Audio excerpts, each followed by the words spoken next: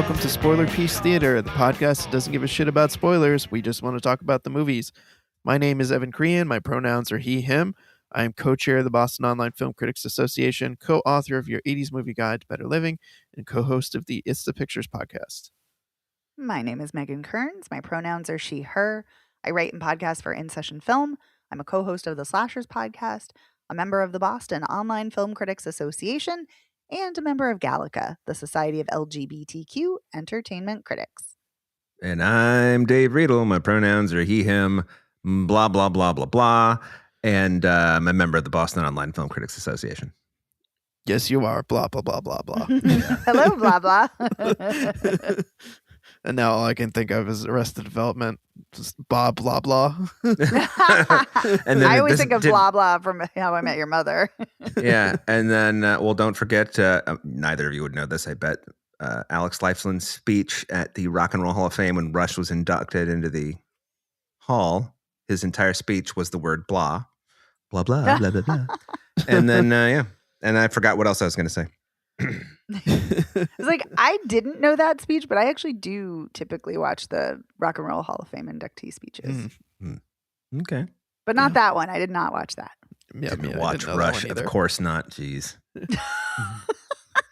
What year was it? I'm not sure. 2009, maybe? Oh, yeah. 2013. I'm not sure. Oh, okay. That's still probably why. Well, we are here, as always, to talk about movies. And before we get to this week's movies, I'll mention that over on our Patreon this week, we're paying tribute to the late, great Rob Reiner by talking about the 1992 film A Few Good Men. We had a really good conversation about that. And it was a movie we'd all seen before, and we had a really fun conversation about it. So if you're a patron, check that out. If you're not, consider joining for $5 a month. You get access to weekly bonus episodes like that. And you get to vote in monthly polls and all that good stuff. And while I'm at it, I want to say thank you to our sponsor piece patron, Heather Sachs. Heather, thank you for your support. Thanks, Thank Heather. you. Ooh, a little like musical thank you. Yeah, I like Yeah. the musical it. thank you. Had to put some, timber in it, I dig You should it. do every thank you a musical thank you, Dave. Yeah. I want to say thank you. Yeah, let's make that a thing. I was going to say, if I were Outcast, I'd say stank you, but I'm not Stank Outcast. you. So, yeah. Oh, man. Whew. Does he That's why say they were stank great. you? Oh, yeah.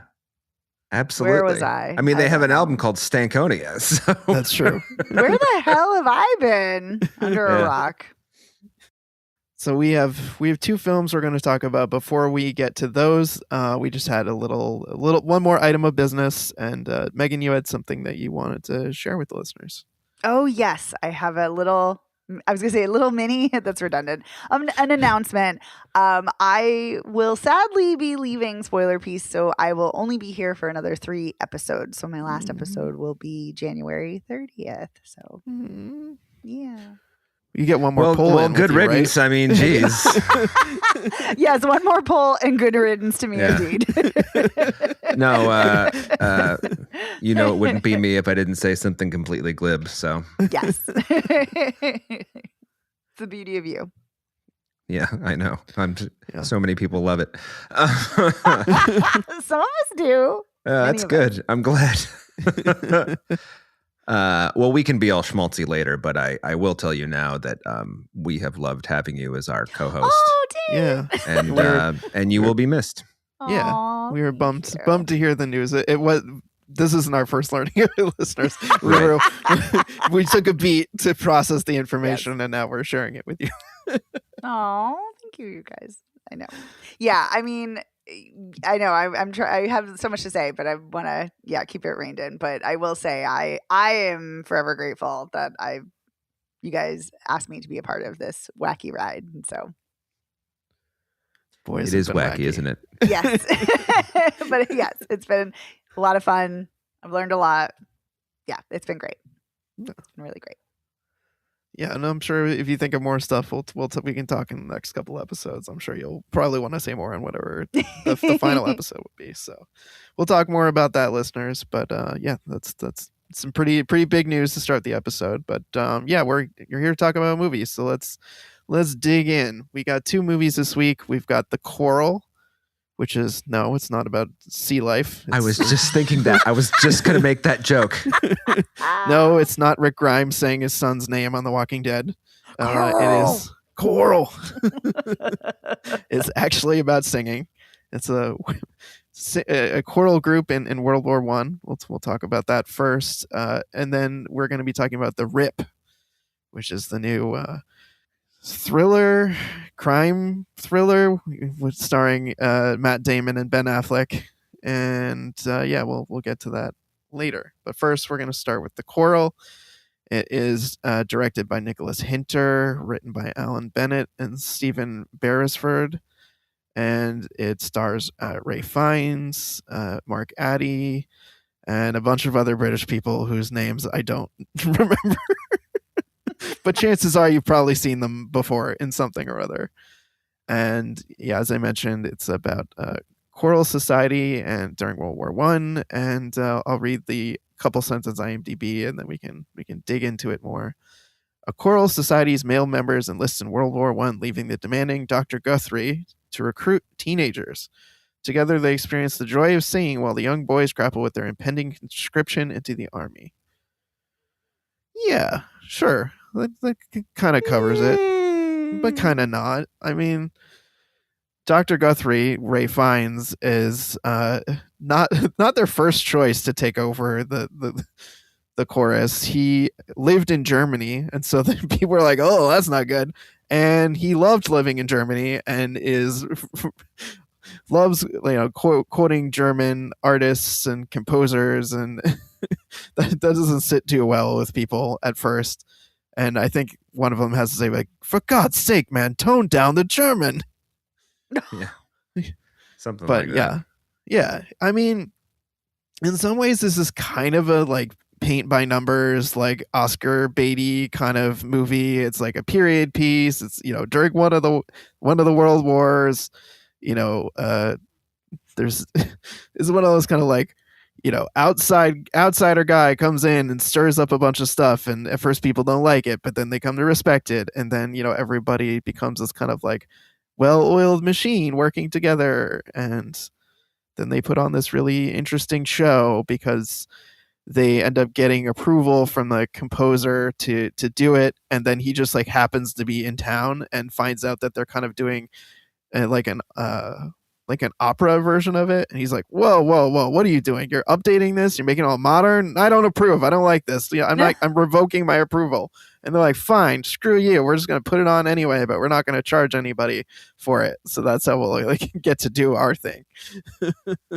Yeah. Dave, you saw this. Megan had some screener issues. She couldn't get a chance to watch more than a little bit of it. But what else do we need to fill in? Any other plot points, Dave? I mean, there are a lot of other plot points. I think that's one of the problems I have with it, is there are way too many characters for this running time.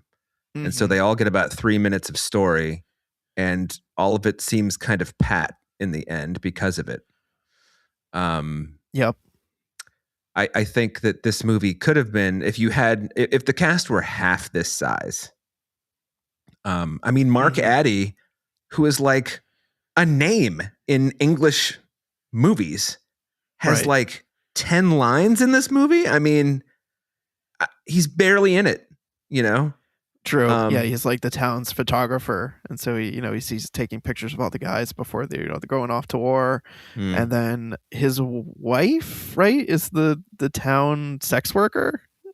I think it's his wife. Yeah, it's somebody's wife. Yeah, it's his wife, because there's like some other guy comes to her, and it like he knocks on the door, and Mark Addy is there, and it was like, hey, I know Friday's normally my day, but like I need a day today, and she's like, okay, Mark Addy, like you go do something and come back later.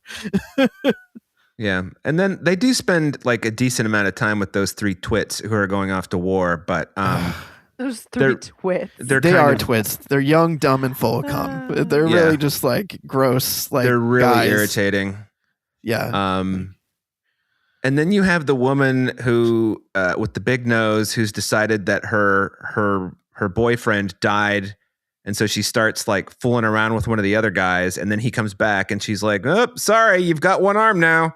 You know, it's like, Right. what And then the fuck is this? he like coerces her into giving him a sad hand job. That is such a great. There's this movie. I feel like the stuff with the sex is gross, and like the misogyny of like the male characters they're just gross in a way that I got the ick from all aspects of those moments and characters in the film. Like there's that one guy who's dating the girl who's kind of like pious and is like, I don't want to have sex before you like go off to your service. So he's like strips naked in front of her and he's like, this is me. I want you to see me for who like see all of me or whatever. And then he like puts his clothes on and leaves. It's like, I don't know. It's just weird.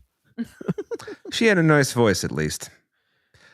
She did. And it was funny because like he meets her mom, like her mom is at the bar and she's like, yeah, this is a phase. My daughter's in like a Jesus phase right now. I wasn't planning on, she says something really funny, like I wasn't planning on having Jesus as a son-in-law or something like that. Yeah. She's like, it's a phase, it'll pass. Like I'm totally not that way at all. And she won't be like that. It's a really amusing interaction. And then the other thing is that you've got the lead in this movie is gay, closeted, of course. Great finds, yep. And everyone's like, why does he read the papers every day to see like which German soldiers have been killed? Well, obviously because he was in Germany, because he had a partner there, and you know his partner's in the Navy, you know, in the German Navy. Yeah. So there's that. The boat he's on gets sunk, and then that kind of just ends that storyline. It's like somebody else says to him, he's like, well, he may not have been on that boat. And Ralph Fiennes is like, yeah, he's like, he definitely was. Come on. Yeah. That is a good scene, I think, when, you know, everyone comes in, they're like, oh, you know, we sank the whatever, you know, German battleship. And everyone's like, yeah, they're celebrating. They're like popping champagne. Like, yeah, this is great. And then you just see like Ralph Fiennes have to just sit there and be like, I can't react. I can't react. I can't show how upset I am that my love is dead. That he certainly died in this, you know, in the ship being sunk. It's a rough scene, but I think really well acted by Ralph Fiennes, because like you feel this like simmering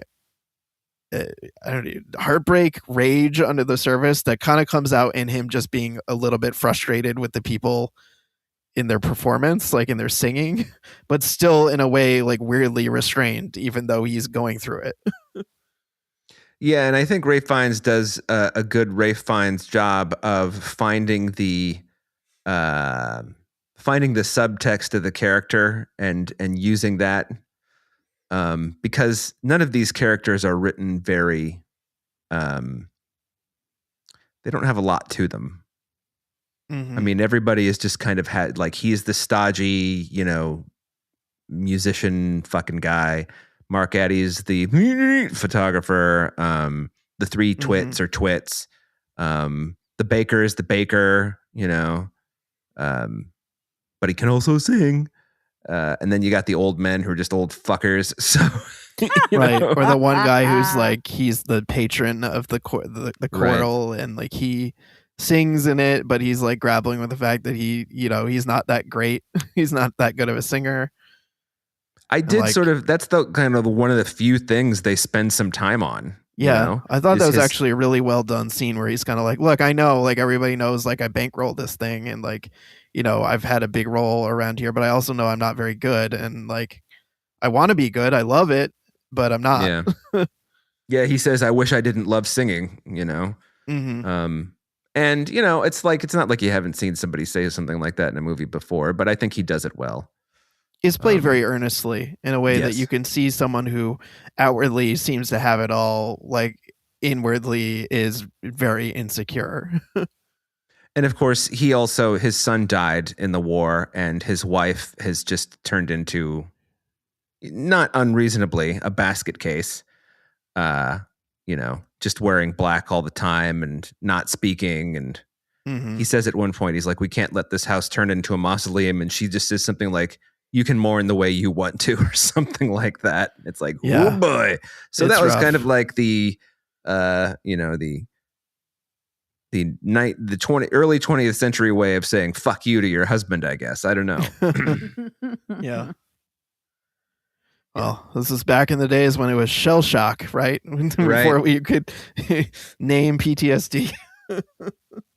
Yeah, it was shell shock. So yeah, I mean, I think this movie is all right. It's fine. It's like it's I Ray said before. Fiennes. It is Ray Fiennes. Oh, he is great in this, but he often is great as an actor and doesn't really turn in shitty performances from what I've seen of his movies. I just feel like this movie, as you mentioned, Dave, is like overstuffed with characters and plot points, and so it feels very thin and surface level. I mean, just to take the 3 twits, just one twit, twit, and talking to some other people about like going off to war. I mean, and just like this thing, why I haven't had a chance to do it yet. Fuck you. Why am I listening to virgins talk about their fucking... there was one point he goes, no fuck, no front. Like, I don't get to have sex. I shouldn't have to go fight in a war. I mean, I don't necessarily disagree with him. I'm just saying I don't want to see it in a fucking movie. Right. Yeah. Well, it feels like those characters just operate on such like a gross level all the time. And I get it. They're young, they're stupid, they're whatever, but it's just, I don't know. It's just like there's a moment in the film, Megan, where I don't know if you would have gotten into it yet, but like the one guy who's like the letter carrier goes to like give this woman like notice that I think her son died. Yes. And the other guy's like hanging around the corner and he's like, you totally could have boned her. Like you could have like gone in there and like totally taken advantage of that. That I did not see. So clearly I got to the letter carrying, her crying, and that's like it. Yeah, the other guy's like, she's like, she was grieving. You totally could have capitalized on that and like just gone in there. Ew. Yeah, it's just there's a lot of like gross comments like that made this movie much more displeasurable to watch. Is this what Nicholas Hittner thinks straight people are like? I don't know. That's very, I don't know. That's very weird. Mm-hmm. I do think the cinematography in this movie is excellent, though. It is very, very beautifully shot. It's handsome, yes. It's a handsome film. It is. Well, that's nice. Yes. I don't know if I have much to say about it, though.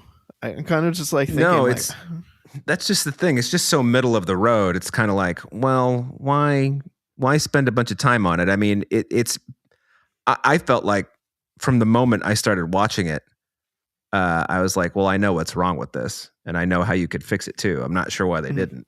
Yeah. I mean, they thought they were making a good movie, obviously. So it's not a bad movie. That's kind of an unfair comment, but yeah, it's not bad. It's just very blah. Yeah, it's just kind of forgettable. Yeah, it's just very surface level. I will say some of the performers in this do have lovely delivery. And the other thing is that I thought was strange is that then when they finally get to the performance, they sort of treat it like an afterthought. Yes. Oh. And then the last 10 minutes of the movies is about like the 3 twits like getting ready to go to war, and then they're on the train and it ends with them, and it's like, we have spent no time with these motherfuckers and now the movie's about them? Right. Like, what it's fuck very is strange. This? Yeah, it's weird how they treat the performance as an afterthought. You're right. It's very hurried. It's shot in a very uninteresting way. It's weird that they blow through it so quickly when it seems like they poured so much of their time and energy into it, especially because they update the thing to be like, okay, we have this, it's supposed to be about an old man, but no, we have this young man who's back from war and he has this beautiful singing voice, but he's scarred by the war, and like, let's make it about soldiers and the war, and let's make it timely, and that these were such good ideas, and then you barely get to see any of that in the performance. It just kind of blows through it. And then there's the sad hand job. Don't forget that. Right. Yeah. The guy who has the beautiful singing voice job. also gets a sad hand job. Yeah. Not a sad hand job. Yeah. Yeah. I mean, I'm looking at Nicholas Hittner's filmography. Like, there's some that are not amazing.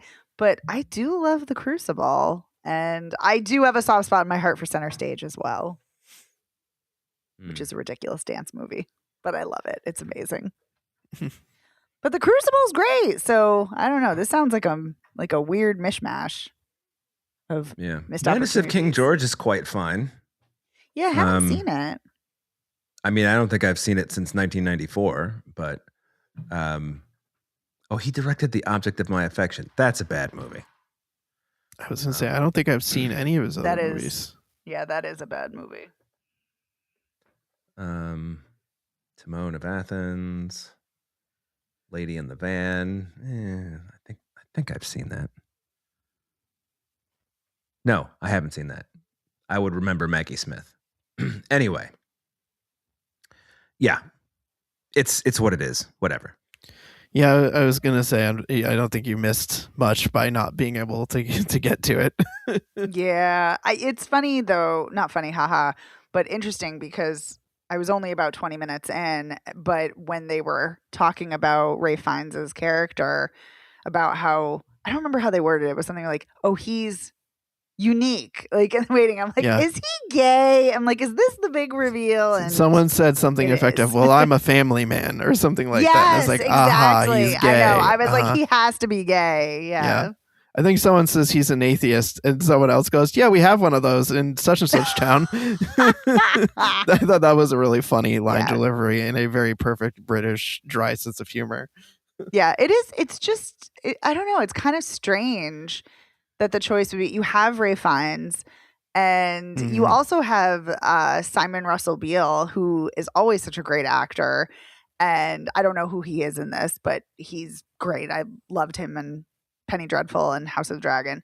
But he's also a gay man, and you have a gay director. I don't know. It's odd to me that they wouldn't focus on Ray Fiennes' character. Like, why are they pulling in these three twits? Like, and talking about sad hand. Well, they mostly do focus on Ray Fiennes, but it's like they get away from him at some point. Huh, weird. Yeah, it kind of like he stops becoming interesting to the movie and the plot, and then they go back to the three guys. There's also a subplot about the accompanist who is also gay, and him getting drafted and being a conscientious objector and being like, well, I'm just gonna like register as a conscientious objector, and they're like, you could totally just get an exception for being part of the choral. Like, the guy who's head of the choral is on the like committee to, oversee these cases where someone, gets in trouble, and he'll just vouch for you.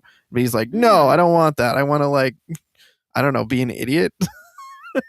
Just kind of like, I don't know why you're blowing. That's actually the line in the movie. He's like, no, I just want to be an idiot. Yeah, I didn't quite understand why he felt the need to, be so bullheaded about it. I don't know. I think he was feeling like he was getting a handout or something, but I'm like, dude, you're preventing yourself from dying in a war that you don't want to fight in. Yeah. Why are you being so pig-headed about this? Yeah. Yeah. I was thinking maybe he's making a statement. I don't know, but you probably still could make the statement and still have the person, right, vouch for and you. not have to go to right. not have to do it.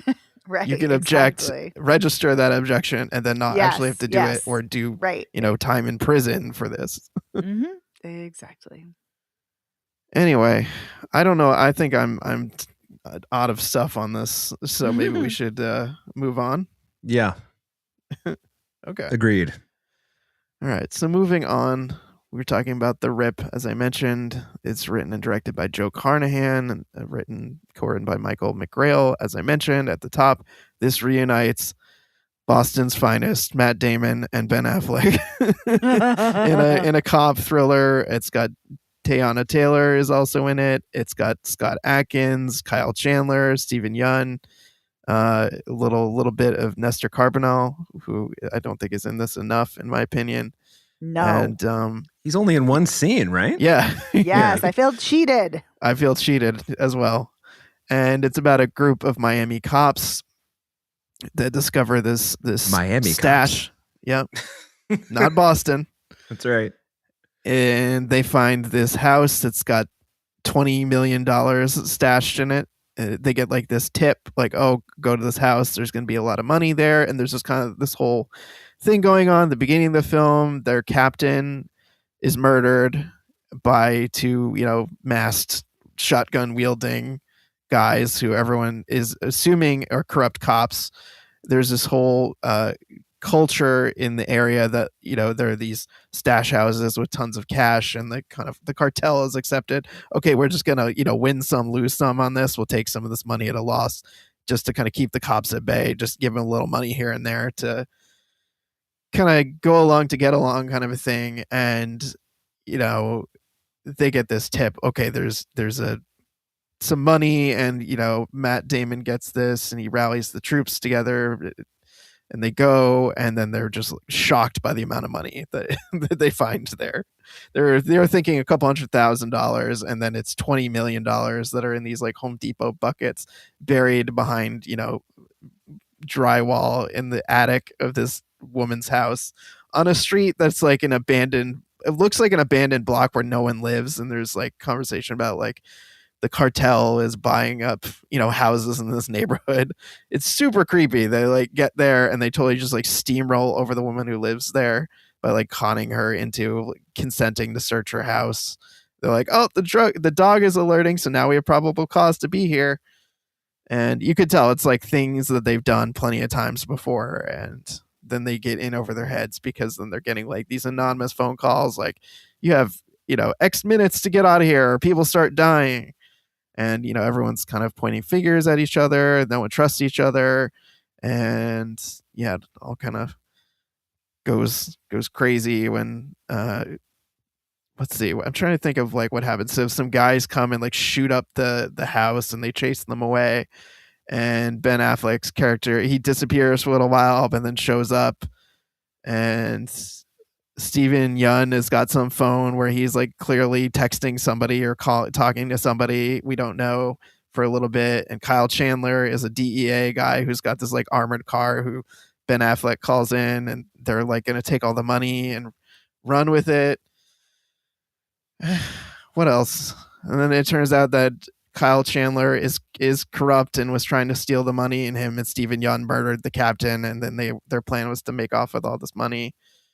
But then, Matt Damon made it seem like he was going to steal the money, but he wasn't stealing the money. He was just setting a trap for these guys to catch them, and him and Ben Affleck end up taking them down in respective, separate but equal chase sequences. Yeah. They're each pursuing their own suspect. We got Ben Affleck is going after Kyle Chandler, and Matt Damon is going after Steven Yeun. And then this movie just keeps on going. It just keeps going after they end up, catching killing the two bad guys and returning the money and, counting it off. And then it just keeps on going.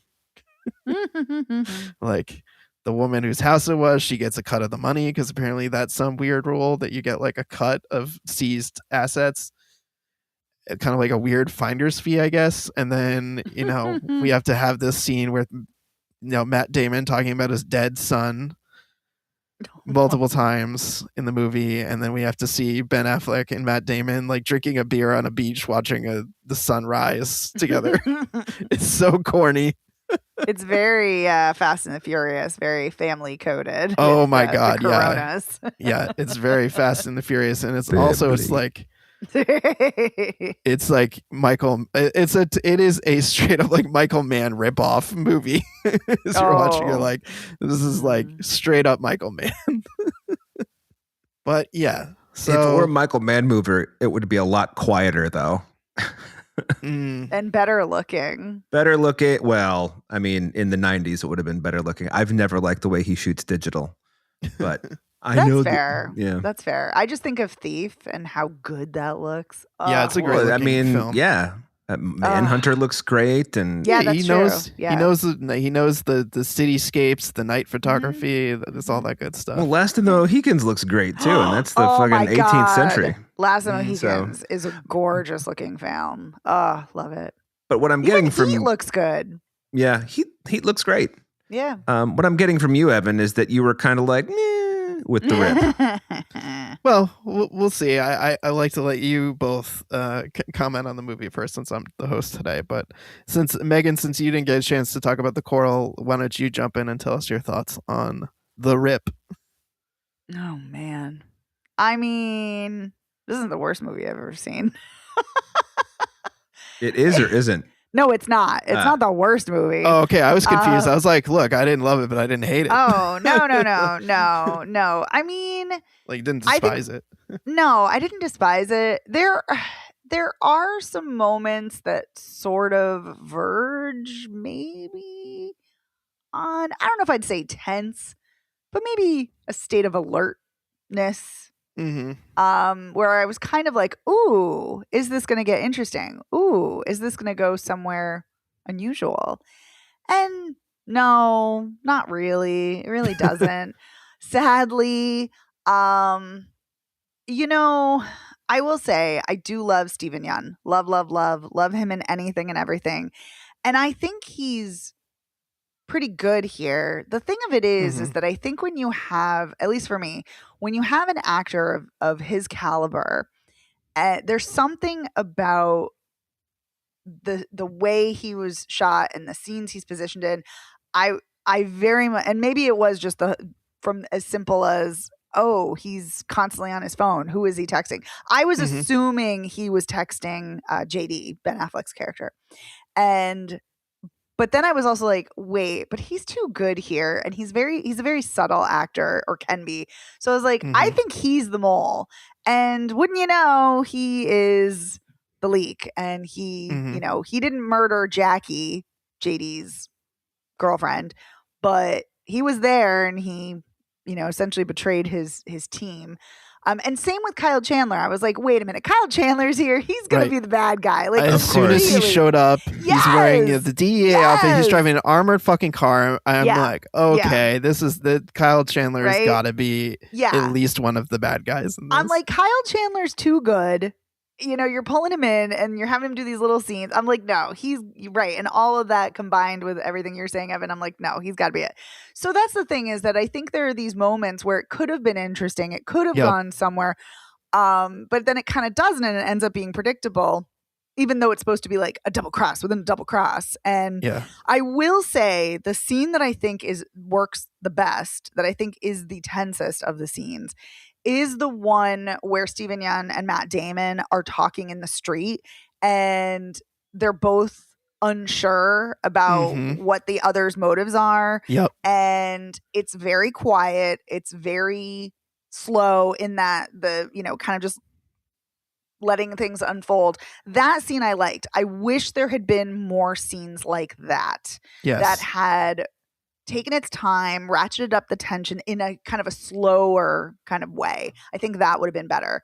I think this is fine. I mean, Teyana Taylor I really love her in One Battle After Another, and she's fine here. Albeit underutilized. Nestor Carbonell, it's criminal that he wasn't in more of this. Matt Damon and Ben Affleck are fine, I guess. They're whatever. I do like Ben Affleck as an actor, as a general rule. I'm less inclined to like Matt Damon, but they're fine. They're whatever here. I don't know. I don't think either of them shine when they're on screen together, which is kind of funny considering they've known each other for such a long time, like almost their whole lives. And they clearly love working together. They produce together. They write together. They act together. So, you know, clearly they like doing things together. But I don't know if that necessarily translates to this. So, yeah, I think this is kind of all over the place. I think this is kind of a mess. However, it's not the worst thing I've seen. It's certainly not the worst released Netflix movie I've seen. Ooh. It's fine. It's kind of a diversion. It's whatever. Nah. But I wanted to see more, and I don't think it's actually filmed in Miami, which might be a problem, or I don't think all of it is. But I wanted to see more Miami. I wanted to see more. Miami is a vibrant, gorgeous, vivid city. But this house is supposed to be in Hialeah, so, you know. I mean, sure, but like, I don't know, maybe on the drive over to Hialeah, I don't know. Like, yeah. I hear that. I did like the scene you were mentioning though, the one where they're out in the street, especially when Stephen Yeun is walking and then Matt Damon just suddenly appears behind him, directly behind Yes. him in a very scary kind of way. And Yes. then after he sends him back in the other direction, he's not looking over his shoulder, but if he had eyes in Yep. the back of his head, he would be. And as the viewer, you're watching him walk away and Matt Damon just standing there in a very intimidating and scary way, in that you feel like he could shoot him. Right. You right. think he's probably not going to, because that would be a strategically idiotic move to just shoot him in the middle of the street like that. Yes. But there's that element of he could do it. Yeah. Yeah. So I think perhaps if this had been in a better filmmaker's hands, this could have been better. But I will say, the one last thing I will say is that I kind of wish this had gone somewhere, but I think that would have made it a very different movie. I think it would have been a different movie.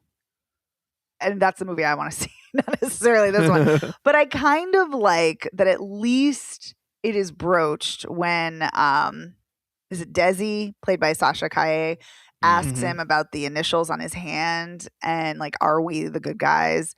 And I like that there's at least this kind of questioning about cops, especially considering so many movies are propaganda, and especially considering, refreshingly so, Matt Damon was wearing a no ice button, and like at, I think, the Golden Globes or somewhere recently, on a red carpet or somewhere.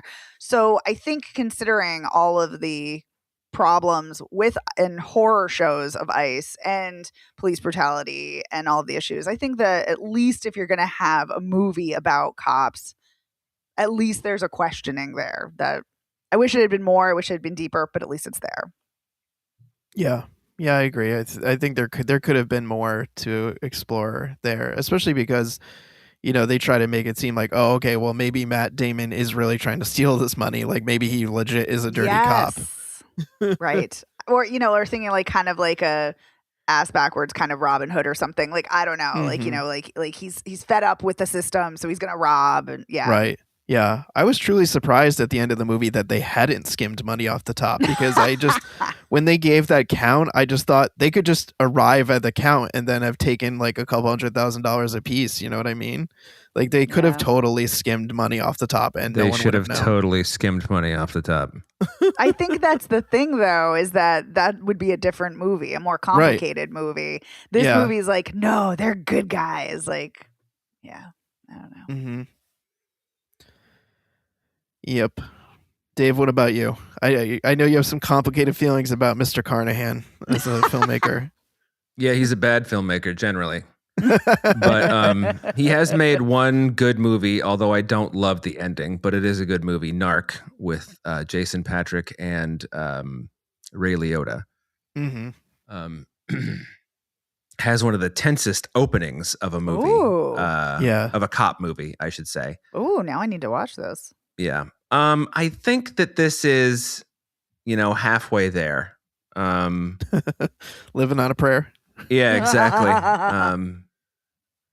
There, you know, Tommy's working down on the docks and whatever. Man, I love that Union song. man on strike, down on his luck. Sorry. He's tough, so tough. Yeah. So, I actually think that Ben Affleck is quite good in this. I'd agree with that. I think that Matt Damon is. It's always kind of interesting to me, the movies in which Ben Affleck decides he's going to give it 100%. Yes, it truly is a flip of the coin on which Ben Affleck you're going to get in a movie. Yeah. I mean, because, you know, you watch him in all the DC movies, and it's like he's not even there.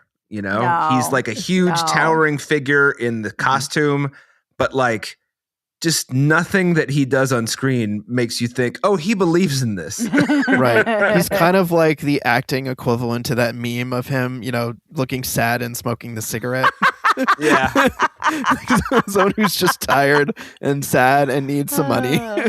Don't forget his Dunkin' Donuts coffee. Right.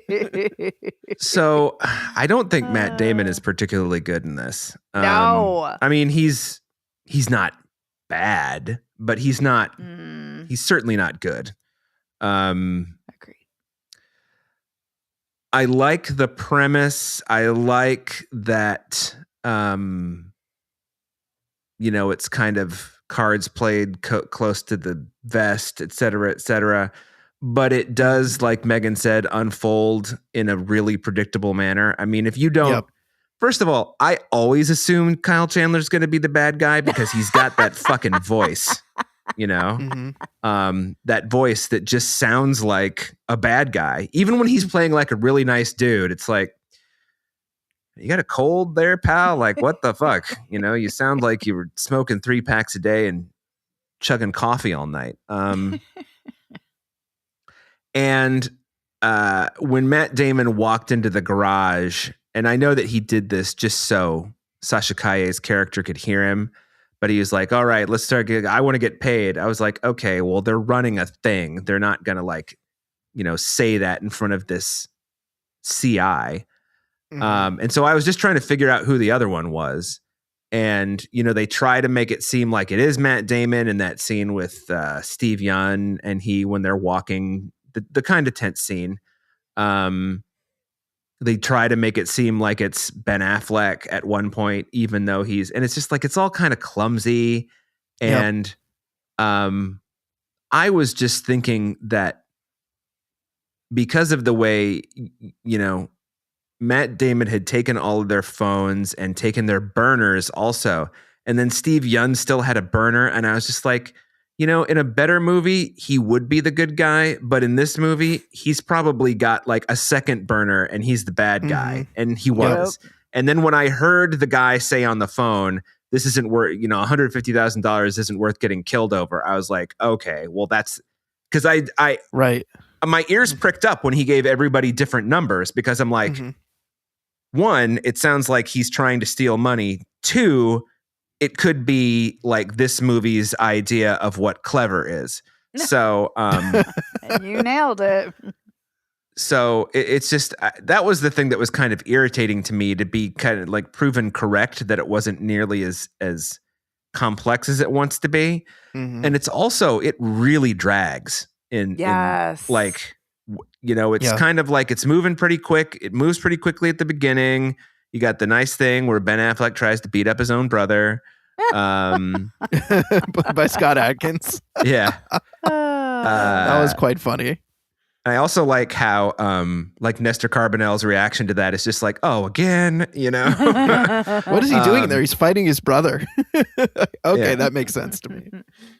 And I everybody was just kind of pigeonholed into what they were supposed to do. There's like no movement for any of these characters. There's no room for any of these characters to move or to breathe.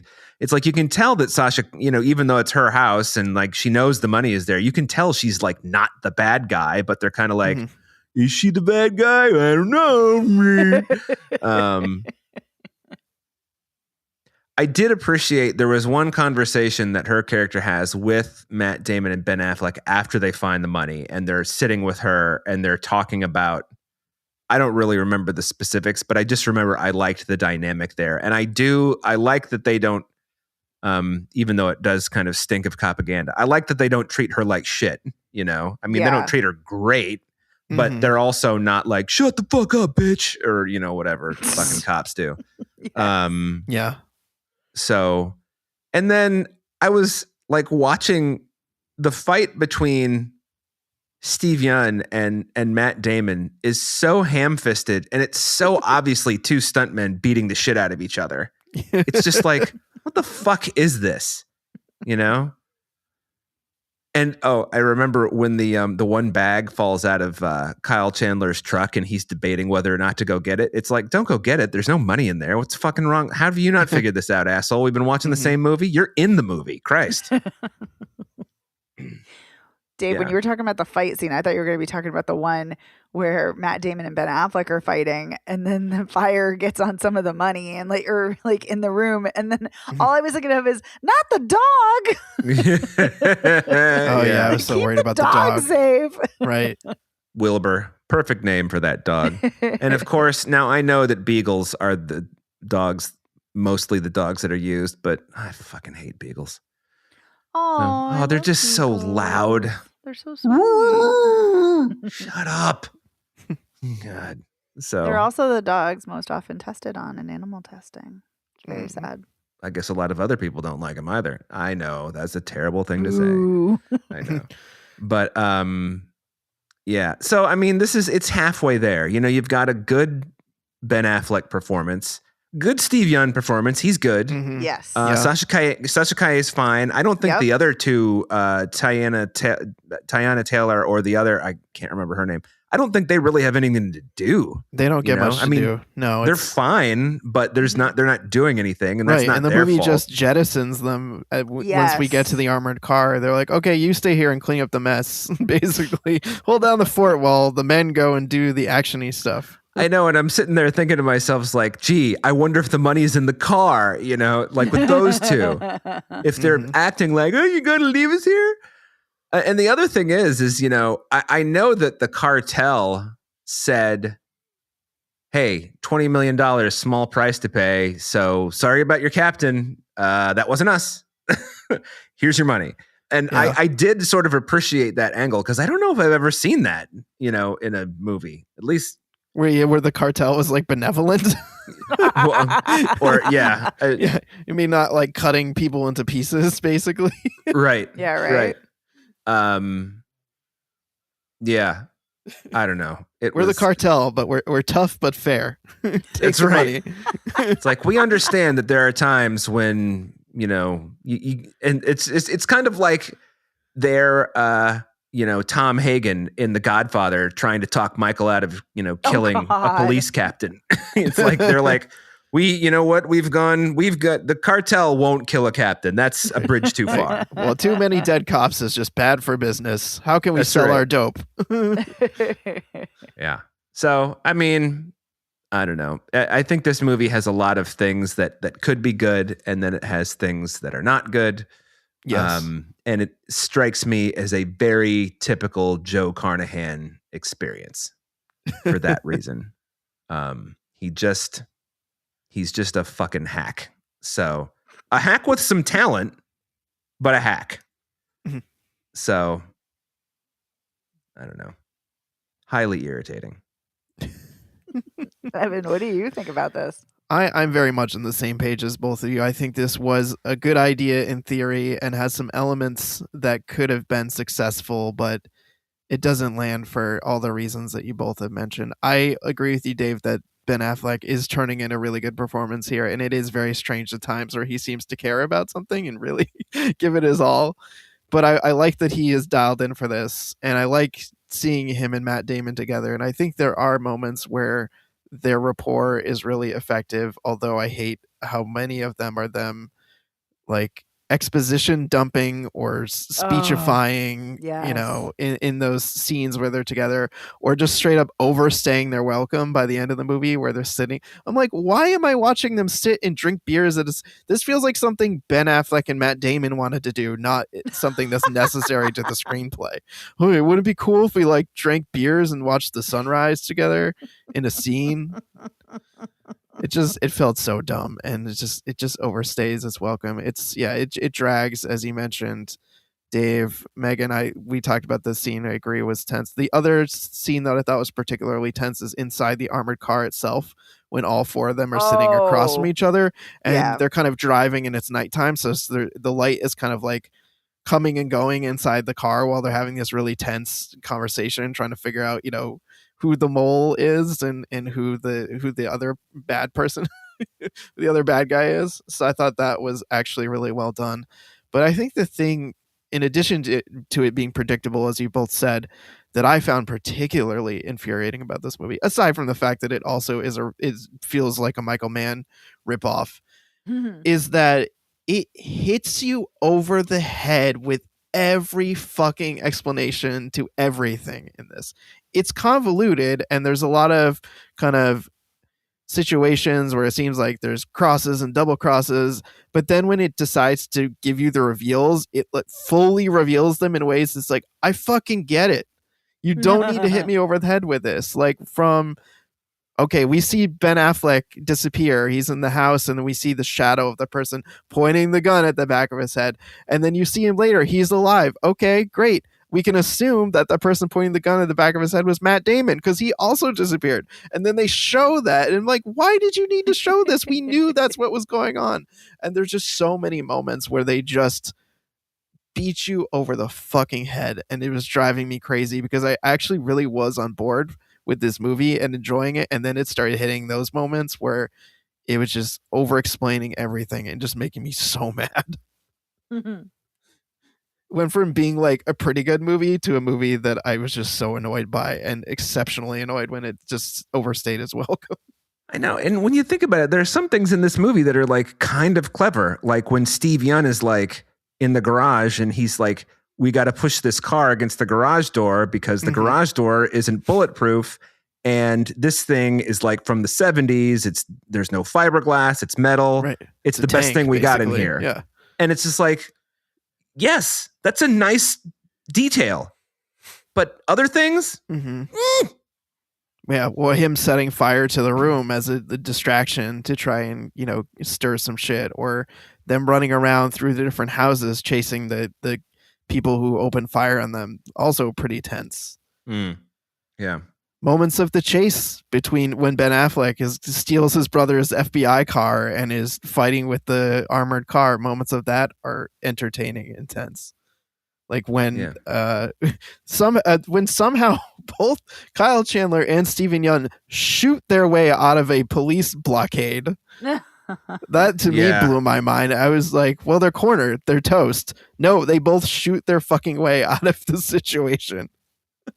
There's moments that were feeling like they were working and interesting, and then just a lot of things that were not. It's a real bummer because I think this movie had a really good premise and a really stupid name. I hate The Rip. Yeah. Oh my God! And how many times they said it? The Rip, yeah. By the way, I want to lay this on you. I'm sure you remember this movie, Evan. This is the movie, not this movie. Joe Carnahan is the director who directed the movie where Liam Neeson tapes all the Nips bottles to his hand and gets into a fist fight with wolves. With wolves? Oh, yeah. Fuck that movie. Oh my God. Yeah, I really hate that movie. I forgot about that part. Yeah, the movie ends with that, right? Isn't he like, oh, bring it on, wolves. I'll fight you to the death. Yeah, well, I mean, this Joe Carnahan is just like, it's like, we get it. You're straight. Okay. Like you fucking... It's like, I need every movie to be like a straight pride parade. You love fucking chicks and shooting guns. Understood. So... Hey. Oh boy. Any other? Are men okay? Yeah, are men okay? Yeah. Good question. I wish I had an answer for you. Too busy thinking about the Roman Empire, I guess. Probably. Or if you're Joe Carnahan shooting guns. I missed that entire meme, the whole thinking about the Roman Empire thing. Like people reference it all the time, and I'm like, I was not on Threads that day. I don't know, what that is, but what is that? It's about like where you talk about what's your Roman Empire, because apparently, supposedly, men spend an exorbitant amount of time thinking about the Roman Empire. Mm-hmm. They do?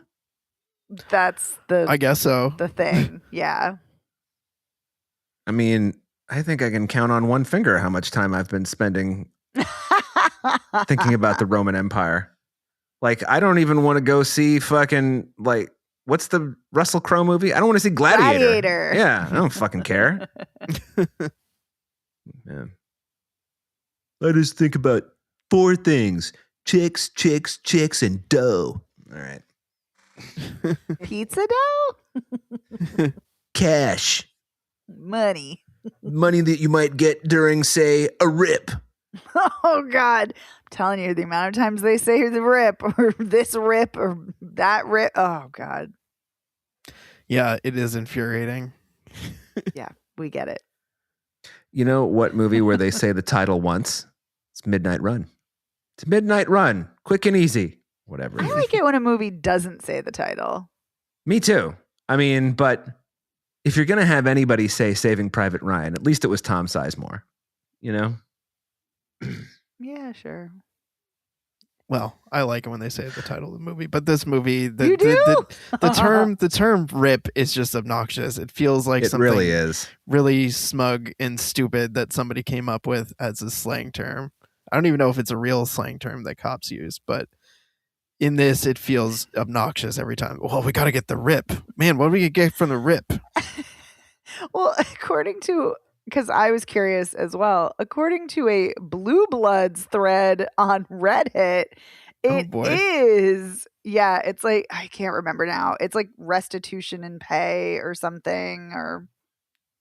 Got it. Okay. Yeah. All right. We'll just chalk it up there with the people who misunderstand the Punisher, the cops who misunderstand the Punisher and think it's about them. Oh, God. Oh, What? here we go. It's disciplinary action or punishment. Yeah. But anyway. Yeah, you don't know those people, Dave? Those Yeah, people are out they have there. these like Punisher stickers on their car with like the American flag on it. Because and he's they're their like, hero. yeah, except and they they don't don't understand that understand the that- Punisher yeah. is anti-cop. Yeah. Yeah. By the Yep. way, reduction in pay is what a RIP stands for. Gotcha. Reduction in pay. Yeah. Who's getting reduction in pay? The cartel? Right, but that's what I mean. This doesn't make sense in this in that term in this does not make sense. Maybe they mean different things to different, departments or Maybe law enforcement agencies or Yeah, maybe. That or would make ACABs, whatever. ACABs. Yeah. Oh, well, it's a Joe Carnahan movie. The P obviously stands for pussy. So, because he's like a straight dude who makes his first movie is called Blood, Guts, Bullets, and Octane. So, And I saw he starred in it. well, it's one of those movies where it's like he made it for like 5 cents. Oh, and like yeah, very low budget. Got it. like yeah. around the time, it's post El Mariachi, but it's definitely inspired by that kind of guerrilla filmmaking. Yeah. For some reason, all I'm thinking of is an interview I did with Danny Trejo once where he said a movie had the 3 Bs. It was boobs, blood, and bullets or something. Like, Oh I guess my Joe God. Carnahan went to that school or something. Although I think he there's not may really have. any boobs in this movie. Yeah, I can't imagine mean, a time when it would be appropriate in this movie. Even a red-blooded American like Joe Carnahan must recognize that. Yeah, I mean that's a very that's a funny take on on Godard saying all you need is a girl and a gun for a movie. I like that Danny Trejo turned it into the 3 Bs. Yeah, I did too. But what about the sad hand job? What about that B? Yeah, how can we forget about the sad hand job? Don't forget about the sad hand job. Yeah. Oh, Yeah, man. funny enough, no real theme connecting these two movies, from what I could tell. Since we have so No. many Yeah, not accidental this themes week. in the movies we cover, no real through line between sad hand job, Well- World War I hand job, and the rip. I mean, sort of in a weird way, because we talked about A Few Good Men, which is military and justice, and then we also talked about World War I, which is Mhm. military, and then we talked about cops. So there's kind of a through line. Mm. Well, I mean, cops think they're military, So, Well, there's that. Well, yeah, I mean, there certainly was a thought throughout this movie that I saw these cops heavily armed and thought to myself, no, they don't need a literal tank to No. drive down the street. No, they don't need, machine guns that they can just walk around with. We don't need these people this heavily armed. Nope, definitely not. They are not going to war. Mm-mm. but it's a battle on the street. You never know when you're going to come home. Well, then don't be a cop if it's that hard. Okay, I've said my piece. Yeah. All right. Well, let's bring it in for a landing. So I think it's safe to say, Dave, you and I would not recommend the Choral. If it were a movie about a coral reef, maybe I would. But you are correct. Yeah, it's too just bland, and it's a waste of time in my opinion. Well, how do we feel about this one though? It seems like we're kind of like, oh man, that we wish it was better, but is it so Yeah. bad that you wouldn't recommend people see it? I don't know if I'd recommend people see it, but it's whatever. It's like I think a fine, like I said before, is a fine diversion. So I think, but I Mhm. don't know if I'd say like you need to watch this. It's so Yeah. great. I hear that. Yeah. I don't think it's right. That's how yeah. I feel. It's definitely not essential viewing. I feel like if you're someone who just likes Matt Damon and Ben Affleck, then you probably would still have fun watching it. But Yes. yeah, there are worse ways to spend your time. This feels closer to me to your mileage may vary on this one. I don't use that as often. I'm usually kind of like yes or no. No. But yeah, for me, more mileage may vary. Yeah. Yeah. I guess my rating is fuck your mileage. No. I don't know. I mean, it's diverting enough. I mean, there are worse things you could do on a rainy Saturday night than watch The Rip and curl up with a bottle of Jack Daniels and a bowl of popcorn. And your loved one, whatever. You know, whether that's your dog or your cat or your SO. Mhm. So, I mean, I can't not recommend it. Like if you're given to a particular, like I like shoot 'em up cop movies, you know, so I'll watch Mhm. most of them of a certain budget, not starring Jason Statham. I like how Jason Statham's what you getting got, random Jason Statham? bullets. Catching random strays. There's Yeah. always Yeah. somebody who gets random strays from you, Dave. I love it. I never know who it's going to be.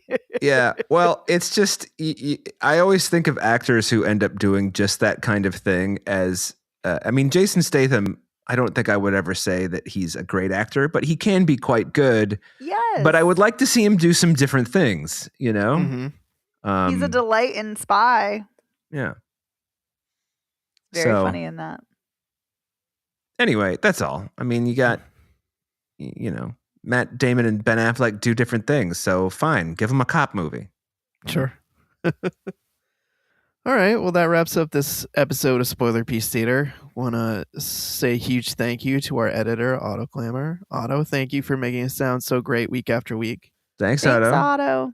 You can find the show anywhere you get podcasts. You can also go to our website, spoilerpiece.com. You can also hit up our merch there. We have a tab that takes you to our T Public store, so you can get some Spoiler Piece merch. You can rate and review us by going to ratethispodcast.com/spoilerpiece. You can find us on social media. We're on a few different places, and you can hit us up there. You can also send us an email, spoilerpiece@gmail.com. And as I mentioned at the top of the show, on our Patreon this week, we talked about A Few Good Men, and that was a really great conversation. And for $5 a month, you can join our Patreon and get access to weekly bonus episodes. You get to vote in monthly polls and that good stuff. And I think that's everything that I was supposed to say. So my name is Evan Crean. I'm co-chair of the Boston Online Film Critics Association, co-author of your 80s Movie Guide to Better Living, and co-host of the It's the Pictures podcast. You can follow me on social media as Real Recon, and that's real as in film reel. My name is Megan Kearns. I write and podcast for In Session Film. I'm a co-host of the Slashers podcast, member of the Boston Online Film Critics Association, and a member of Gallica. You can follow me on Blue Sky and Twitter at OpinionS World or on Instagram and Letterboxd at The OpinionS. And my name is Dave Riedel. I do movie type stuff. I'm a member of the Boston Online Film Critics Association and all the social medias except Twitter as Dave Sees Movies. And I'm David M. Riedel on Blue Sky. We'll see you next week. Thanks. Bye. Bye.